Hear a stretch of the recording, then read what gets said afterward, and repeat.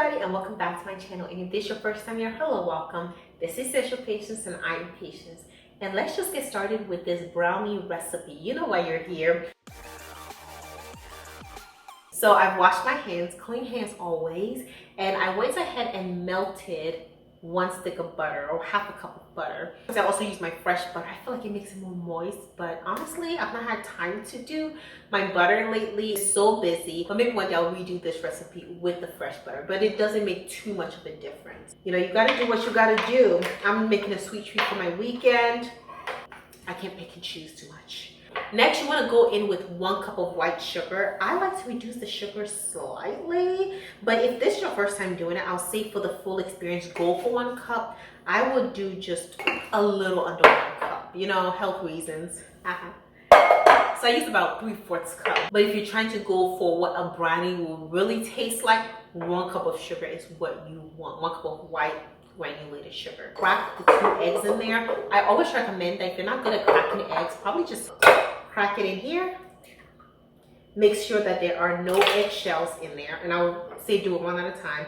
If there are no eggshell, then you can go ahead and dump it in there. And this is just a way of preventing cracking into your mixture already, and then having to now find a way to scoop it out and with all the sugar and butter and everything. I'm pretty good at it, so sometimes I just crack it straight in. And then sometimes I mess up and I'm out here trying to fish for a little piece of shell. That's not fun. Mix this up a little bit here. I melted the butter and chilled it a little bit so that it doesn't cook the eggs. That's something you want to watch out for. So do not put it into hot butter because you will in fact cook your egg, and we don't want that for our brownie. I'm also preheating the oven at 350. It's gonna go in for about 30 minutes. 1 teaspoon of vanilla extract. You also need 1/4 teaspoon of salt, and use the correct measurement. You want to see what it originally tastes like before you start making alterations. 1/4 teaspoon of baking powder. This helps it rise. This is about 1/4. I know people put more if they want it to rise a lot more, but I don't think it's really necessary. I mean, it's all about the flavor. Right? Mix, mix, mix, mix, mix. Say mix 10 times really fast. Mix, mix, mix, mix, mix. So now that our wet ingredients, especially though with some dry ingredients as well, you can separate. I know people will separate wet ingredients, dry ingredients. I don't find that to be too necessary. We're gonna do 1/3 cup of unsweetened cocoa. This is a half a cup. It's about 1/3 cup. Put this in here. Things that, like if I'm baking a cake, I definitely want to be precise, especially if it's my first time.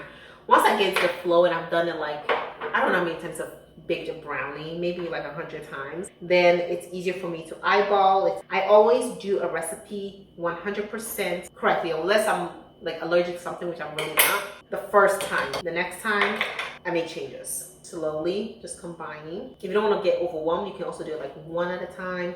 But that was a half a cup of flour, 1/3 for the unsweetened cocoa. So you don't want it too soupy, but you also don't want it too thick because it's a brownie, not a cookie, but it's also not a cake.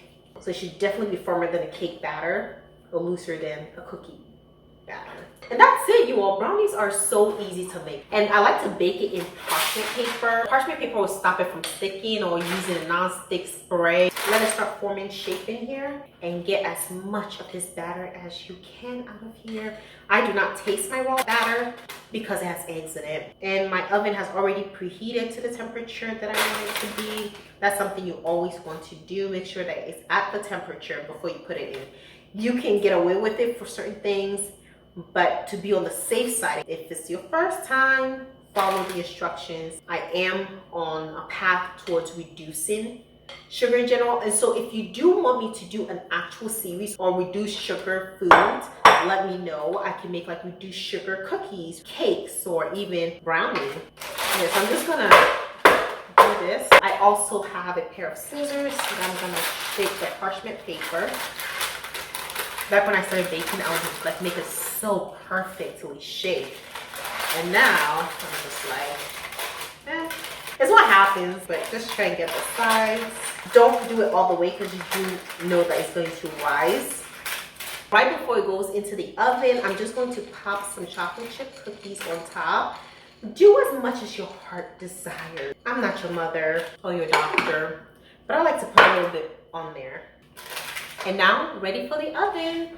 Okay, that's gonna be in the oven for 30 minutes. I'll see you back here. But while I'm waiting for it, I'm gonna clean up around here. It's getting a little bit messy. See you there. We are back. I took this out of the oven a few minutes ago and I just let it rest. As you can see, because of the parchment paper, you are even able to just take off the whole brownie. If you want to, it's still a little warm. If you want to put it into a different container, but let's have a taste. So take a look. I'm just getting a piece right at the edge. I really love the edge pieces. Look at that, so moist, so good. It's all the way done.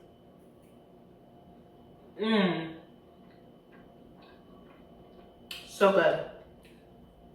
And that is it, ladies and gentlemen.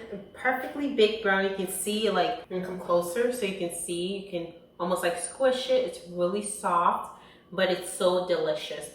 Anyway, try this recipe and let me know in the comments section your thoughts on it. And like I said, I have reduced the sugar, but you can barely tell, so it's not too sweet, but this is how I like it. Sometimes I even like to reduce the sugar even more, especially since I'm putting the chocolate chips in there, but it's still really good. Try it, let me know what you think about it. Come back on Friday for my financial video and come back next Tuesday for my next recipe. Thank you all again, and I'll see you in my next video. Bye.